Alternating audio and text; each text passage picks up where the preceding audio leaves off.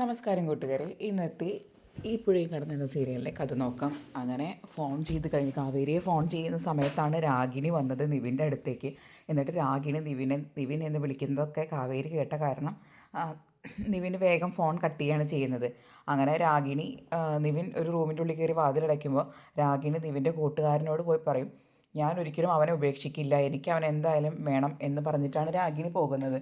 അങ്ങനെ അവൾ പോയി കഴിഞ്ഞതിന് ശേഷം കൂട്ടുകാരൻ വന്ന് ഉപദേശിക്കുകയാണ്, എടാ അവളെ കണ്ടു കഴിഞ്ഞാൽ നിന്നോട് സിൻസിയറായിട്ട് ഇഷ്ടമുണ്ടെന്നാണല്ലോ തോന്നുന്നത്. കാരണം അവൾക്ക് നീ വിഷമിക്കുമ്പോൾ അവളും വിഷമിക്കുന്നുണ്ട്, അവളും കരയുന്നുണ്ട് എന്നൊക്കെ. അപ്പോൾ നിവിൻ പറയും, നിനക്ക് അറിയാനിട്ടാണ് അവളുടെ സ്വഭാവം. അവൾ പല നേരത്തും പലതരത്തിലാണ് സംസാരിക്കുക. ഇപ്പോൾ തന്നെ എന്നെ വിളിച്ചപ്പോൾ എന്നെ കിട്ടാതെ ആയപ്പോൾ പറഞ്ഞത്, ഞാൻ കാവേരി അന്വേഷിച്ച് നടക്കുന്നത് എൻ്റെ അമ്മയെ വിളിച്ച് പറയുമെന്നാണ്. അപ്പോൾ അവളെ ഒരിക്കൽ പോലും വിശ്വസിക്കാൻ പറ്റില്ല, അവളെ പ്രത്യേക സ്വഭാവമാണ്. പക്ഷേ അതിനേക്കാളും എനിക്കൊക്കെ വിഷമം കാവേരി വിചാരിച്ചിട്ടുണ്ടാവുക എൻ്റെ അവളുടെ വിവാഹം കഴിഞ്ഞു എന്നാണ്. അതാലോചിക്കുമ്പോൾ മാത്രമാണ് എനിക്കൊരു വിഷമം. അപ്പോൾ ഈ കൂട്ടുകാരൻ ചോദിക്കും, അതിന് കാവേരിക്ക് നിന്നോട് ഫ്രണ്ട്ഷിപ്പ് മാത്രമല്ലേ ഉണ്ടായിരുന്നുള്ളൂ? അല്ലടാ, അവൾക്ക് എന്നെ ഇഷ്ടമായിരുന്നു, എനിക്കത് ഫീൽ ചെയ്തിട്ടുണ്ട് എന്ന് പറയാണ് നിവിൻ. ഇതേ സമയം നിവിനെ ആലോചിച്ച് വിഷമിച്ച് കരയാണ് കാവേരി. കാവേരിക്ക് ഉള്ളിൻ്റെ ഉള്ളിൽ നിവിനോട് സ്നേഹമുണ്ട്, ഇഷ്ടമുണ്ട്. പക്ഷേ അത് പ്രകടിപ്പിക്കാൻ പറ്റിയില്ല. അവളുടെ അവസ്ഥ അങ്ങനെ ആയതുകൊണ്ട് അവൾക്കത് പ്രകടിപ്പിക്കാൻ പറ്റിയില്ല. അപ്പോൾ ആ ഒരു വിഷമത്തിലാണ് കാവേരി ഇരിക്കുന്നത്. പിന്നെ നാളെ ഹോസ്പിറ്റലിൽ പോകാനുള്ള തയ്യാറെടുപ്പിലാണ് നമ്മുടെ വിനീതും ഗംഗയൊക്കെ. അപ്പോൾ വിനീത് ഗംഗയുടെ അടുത്ത് പറയുകയാണ്, ഇന്ന് ഞാൻ നിവിനെ കണ്ടിരുന്നു എന്ന്. അപ്പോൾ ഗംഗ പറയും, ദേ നിവിനെ എങ്ങാനും ഈ വീട്ടിലോട്ട് വിളിച്ചു കൊടുത്തിട്ടുണ്ടെങ്കിൽ ഞാൻ ഇവിടെ നിന്ന് നിങ്ങൾ ഓടിച്ചേനെ. അതുകൊണ്ട് ആ പണിയൊന്നും ഇനി ചെയ്യേണ്ട. കാരണം നിവിൻ നമുക്ക് കുറേ ഉപകാരമൊക്കെ ചെയ്തിട്ടുണ്ട്. പക്ഷേ അതിനേക്കാൾ ഇമ്പോർട്ടൻസ് നമ്മളിപ്പോൾ നമ്മുടെ വീട്ടിലെ കാര്യങ്ങൾക്ക്, അതായത് നമ്മുടെ വീട്ടിലെ പെൺകുട്ടികളുടെ കാര്യമാണ് ശ്രദ്ധിക്കേണ്ടത്. അതുകൊണ്ട് ഇനി പഴയ പോലെ പുഷ്പവാടിയിൽ കാണിച്ച പോലത്തെ മണ്ടത്തരങ്ങളൊന്നും ഇനി വിനീതേട്ടൻ ഇവിടെ കാണിക്കരുത്. നാളെ നമുക്ക് ഹോസ്പിറ്റലിൽ പോയിട്ട് നീളയുടെ കാര്യങ്ങളൊക്കെ നോക്കണം, അതാണല്ലോ ഏറ്റവും അത്യാവശ്യം. അങ്ങനെ രണ്ടുപേരും ബെഡിൽ കിടക്കണം. ബെഡിൽ കിടന്നപ്പം ഗംഗ പറയാണ്, വിനീതേട്ടൻ ഞാൻ ഒരു കാര്യം പറയും, ഞാൻ വിനീതേട്ടന് വിഷമാവുമോ എന്ന്. വിനീത് പറയും, ഇല്ല നീ പറഞ്ഞോ, എന്താ കാര്യം എന്ന് വെച്ചാൽ പറ. അല്ല വിനീതേട്ടൻ, വിവാഹം കഴിയുമ്പോൾ പോലും ഞാൻ വിചാരിച്ചിട്ടില്ല വിനീതേട്ടനെ എനിക്കൊരു ഭർത്താവ് എന്നുള്ള നിലയിൽ സ്നേഹിക്കാൻ കഴിയുമെന്ന് ഞാൻ വിചാരിച്ചിട്ടില്ല എന്ന്. അപ്പോൾ വിനീതും ഇങ്ങനെ തന്നെയാണ് മറുപടി പറയുക, അതെനിക്കറിയായിരുന്നു, നിനക്ക് എന്നെ സ്നേഹിക്കാൻ കഴിയുമോ എന്നൊരു ആശങ്ക നിൻ്റെ മനസ്സിലുണ്ടെന്ന് എനിക്കറിയാമായിരുന്നു എന്ന്. പക്ഷേ ഇപ്പോൾ ഇങ്ങനെയൊന്നും ആവുമെന്ന് ഞാൻ വിചാരിച്ചില്ല വിനീതേട്ടൻ. അപ്പോൾ എനിക്ക് അത്ര ഇഷ്ടമാണ് വിനീതേട്ടനെ എന്ന് പറഞ്ഞ് ആൾ വിനീതിൻ്റെ കെട്ടിപ്പിടിച്ച് നെറ്റത്തൊരു ഉമ്മയൊക്കെ കൊടുക്കും. അപ്പോൾ അവർ ഭയങ്കര സ്നേഹത്തിലാണ്, അവർ ഭാര്യ ഭർത്താക്ക് എന്നുള്ളതിൻ്റെ രീതിയിൽ അവർ നല്ല സ്നേഹത്തിലാണ് ഇപ്പോൾ കഴിയുന്നത്. അപ്പോൾ അവൾ പറയും, ഇനി നമുക്ക് കിടന്നുറങ്ങാം, അധികം ലേറ്റ് ആവേണ്ട, നാളെ ഇനി ആശുപത്രിയിൽ പോകേണ്ടതല്ലേ എന്ന് പറഞ്ഞിട്ട് അവർ കിടന്നുറങ്ങണം. ഇനി പിറ്റേ ദിവസം നിളയനം കൊണ്ട് ആശുപത്രിയിൽ പോവുകയാണ്. അപ്പോൾ ആശുപത്രിയിൽ പോയി കഴിഞ്ഞാൽ അത്യാവശ്യം നല്ല വലിയൊരു ആശുപത്രിയാണ്. അത്യാവശ്യം നല്ലൊരു എമൗണ്ട് അവിടെ ചിലവാകുന്ന ആശുപത്രി കണ്ടാൽ തന്നെ അറിയാം. അങ്ങനെ ഡോക്ടറെ അടുത്തോട്ട് പോവുകയാണ്. അപ്പോൾ ഡോക്ടർ നിളേനെ പരിശോധിച്ചതിന് ശേഷം ഇങ്ങനെ പറയും, പ്രത്യേകിച്ച് വലിയ കുഴപ്പങ്ങളൊന്നുമില്ല, സർജറി ചെയ്യണം എന്ന് മാത്രമേ ഉള്ളൂ, അല്ലാണ്ട് വേറെ കോംപ്ലിക്കേഷൻസ് ഒന്നുമില്ല. അതിന് പറ്റിയ എല്ലാ സൗകര്യങ്ങളും ഈ ഹോസ്പിറ്റലിലുണ്ട്. ഇനി എന്തെങ്കിലും ആവശ്യം വരികയാണെന്ന് വെച്ചെങ്കിൽ പുറത്തുള്ള ഡോക്ടേഴ്സ് നമ്മളെ ഓൺലൈൻ വഴി അസിസ്റ്റ് ചെയ്യുകയും ചെയ്യും. അങ്ങനത്തെ ഒരു പേടിയും പേടിക്കേണ്ട, ഇവിടെ എല്ലാവിധ സൗകര്യങ്ങളും ഇവിടെ ഉണ്ട് നിളയുടെ കാര്യത്തിൽ നിന്ന് ഡോക്ടർ ഉറപ്പ് പറയുകയാണ്. അപ്പോൾ ഇവർക്കൊക്കെ ഒരു സമാധാനമാവും. അപ്പോൾ ഡോക്ടർ പറയുകയാണ്, ഇനി വേറെ പ്രത്യേകിച്ച് കാര്യങ്ങളൊന്നുമില്ല, അഡ്മിറ്റ് ആവുകയാണ് ഏറ്റവും ആദ്യം വേണ്ടത്, എന്ന് കഴിഞ്ഞതിന് ശേഷം നമുക്ക് അതിൻ്റെ ബാക്കി കാര്യങ്ങൾ നോക്കാമെന്ന്. ഇനി എന്തെങ്കിലും സംശയം ഉണ്ടെങ്കിൽ നിങ്ങൾക്ക് ചോദിക്കാമെന്ന് പറയും. അപ്പം നിള പറയും, എനിക്കൊരു സംശയമുണ്ട് ഡോക്ടർ. അപ്പോൾ ഡോക്ടർ പറയും, നിള ചോദിച്ചോളൂ എന്താ കാര്യമെന്ന്. അല്ല ഡോക്ടർ, ഈ ഓപ്പറേഷൻ ചെയ്യുമ്പോൾ നന്നായി വേദനിക്കുമോ? എനിക്ക് വേദന പേടിയാണെന്ന്. അപ്പോൾ ഡോക്ടർ അവളെ ആശ്വസിപ്പിക്കും, ഇല്ല മോളെ, ഇതൊക്കെ അനസ്തീഷ്യ തന്നിട്ടുള്ളതല്ലേ, അനസ്തീഷ്യ തന്നിട്ടുള്ള ട്രീറ്റ്മെൻ്റ് അല്ലേ, അപ്പോൾ മോളൊന്നും അറിയില്ല, മോള് യാതൊരുവിധ കാരണവശാലും പേടിക്കേണ്ട ആവശ്യമില്ല, അതൊക്കെ ഡോക്ടർ അങ്കിൾ നോക്കിക്കോളാമെന്ന്. അപ്പോൾ ഡോക്ടർ അതുപോലെ വേറൊരു കാര്യം കൂടി പറയണം അവളുടെ അടുത്ത്, നമുക്ക് അഡ്വഞ്ചർ ചെയ്യാൻ എല്ലാവർക്കും ഇഷ്ടമില്ലേ, അതുപോലെ തന്നെ ഇതൊരു അഡ്വഞ്ചറായിട്ട് വിചാരിച്ചാൽ മതി. അത് കഴിഞ്ഞതിന് ശേഷം മോൾക്കൊരു കുഴപ്പം ഉണ്ടാവില്ല, മോളൊന്നും ആലോചിച്ച് പേടിക്കേണ്ട എന്ന് പറഞ്ഞ് നിളയനെ ആശ്വസിപ്പിക്കുകയാണ് ഡോക്ടർ. എന്നാൽ ശരി, നിങ്ങൾ പോയിട്ട് അഡ്മിറ്റ് ആയിക്കോളൂ, നേഴ്സിനോട് ഞാൻ എല്ലാ വിവരങ്ങളും പറഞ്ഞോളാം എന്ന് പറഞ്ഞ് ഡോക്ടർ ഒരു നേഴ്സിനെയും ഇവരുടെ കൂടെ പറഞ്ഞയക്കുകയാണ്.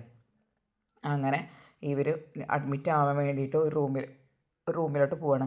അപ്പോൾ ആ റൂം കണ്ടപ്പോൾ ശാരദ ചോദിക്കും, ഇത്ര വലിയ റൂമോ, ഇതെന്താ വല്ല ഹോട്ടലാണോ അതോ ഹോസ്പിറ്റലാണോ എന്ന്.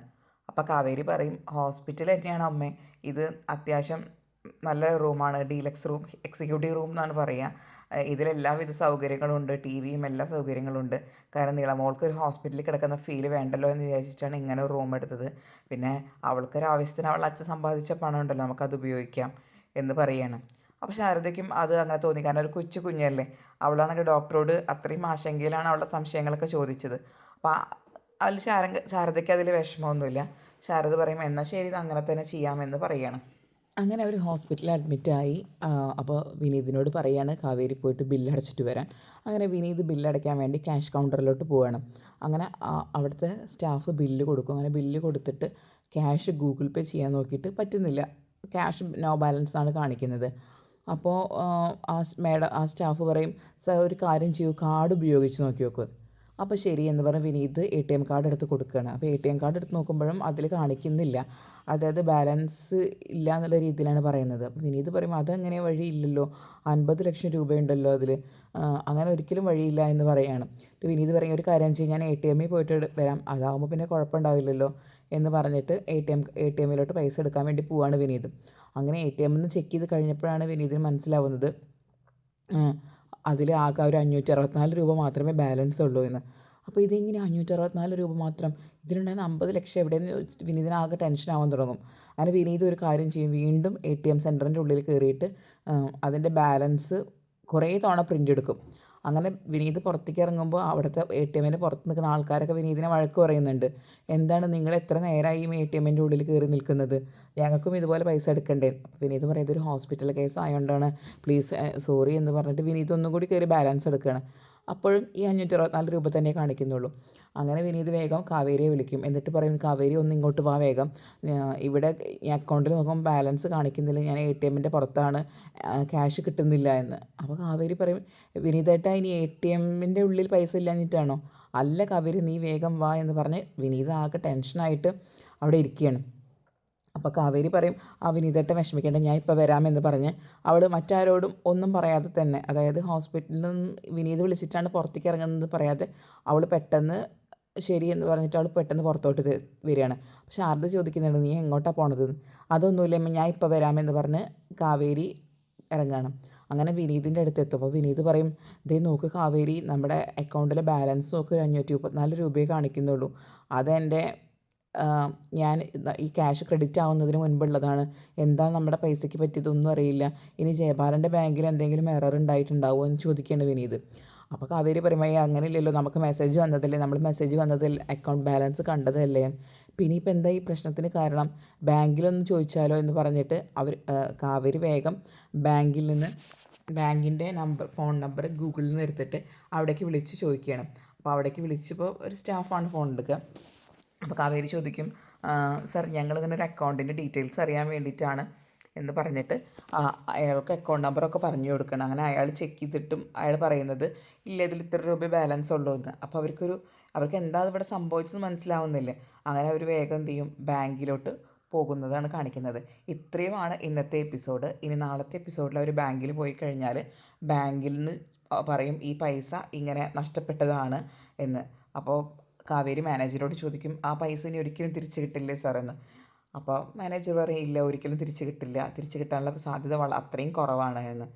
ഇനി എന്ത് ചെയ്യുന്നില്ലയുടെ ഓപ്പറേഷൻ എന്ന് ആലോചിച്ചിട്ട് നിൽക്കുകയാണ്. അപ്പോൾ വിനീത് പറയും വീട്ടുകാരോടൊക്കെ പറഞ്ഞാലോ എന്ന്. പക്ഷെ കാവേരി പറയും അത് വേണ്ട, എങ്ങനെയായാലും അവൾ ഓപ്പറേഷൻ കഴിയണം, അതിന് വേണ്ട കാര്യങ്ങൾ എങ്ങനെയെങ്കിലും ചെയ്യണം എന്ന് പറഞ്ഞിട്ട് അതിനു വേണ്ടി ഇറങ്ങിത്തിരിക്കുകയാണ് നമ്മുടെ വിനീതും കാവേരിയും കൂടിയിട്ട്. ഇത്രയാണ് ഇന്നത്തെയും നാളത്തെ എപ്പിസോഡ്. കൂടുതൽ നേരത്തെ ഈ സീരിയലിൻ്റെ കഥ അറിയാൻ ആദ്യം നിങ്ങൾ ഈ ചാനൽ സബ്സ്ക്രൈബ് ചെയ്യുക, വീഡിയോ ഇഷ്ടപ്പെട്ട ലൈക്കും ചെയ്യുക. താങ്ക്